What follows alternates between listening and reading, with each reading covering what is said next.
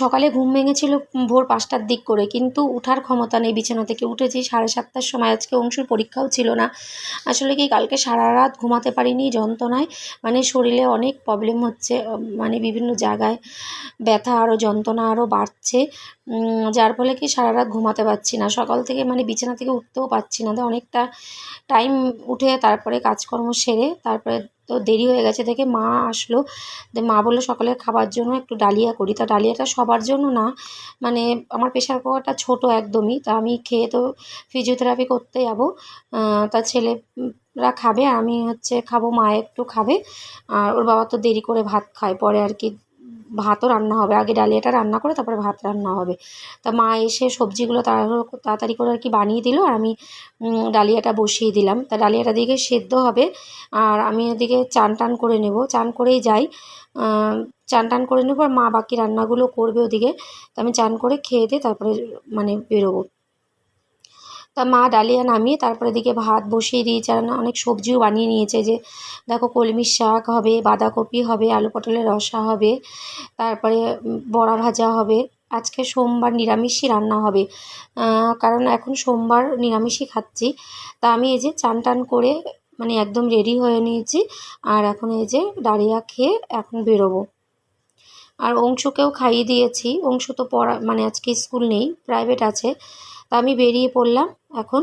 তা ওখানে বেশ অনেকটাই টাইম লেগে যাচ্ছে, প্রায় মানে বলেছিল 2 ঘন্টা লাগবে, কিন্তু এখন দেখছি 3 ঘন্টা মানে হয়ে যাচ্ছে। তাই এখানে যে পৌঁছে গেলাম, এখন নেমে ভেতরে যাব। আর প্রচুর মানে উঠতে খুবই কষ্ট হয়, আসলে কি 3 তলার উপরে।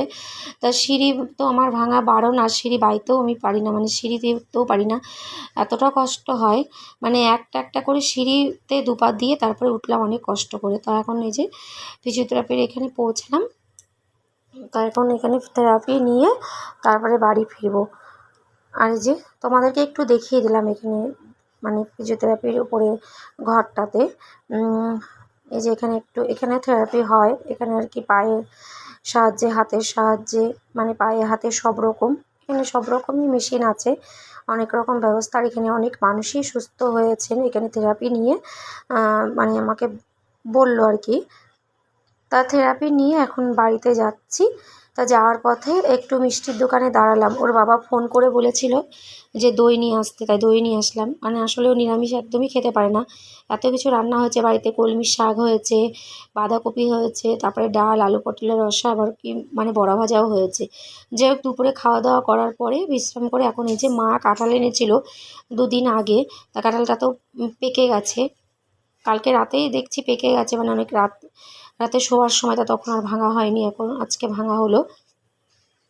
তবে কাঁঠালটা মানে ঠকিয়ে দিয়েছে বলতে খুব একটা খারাপ না, মানে বলেছিল খাজা কাঁঠাল, কিন্তু আমরা তো আর মানে কাঁঠাল অত চিনি না, মাও চেনে না সেরকম। তো এটা দিয়েছে নরম, মানে আর কি গলা কাঁঠাল, ছোট ছোট রোয়া, কিন্তু কাঁঠালটা খেতে ভালো ছিল, মানে খুব মিষ্টিও ছিল, খারাপ ছিল না, ভালোই ছিল খেতে।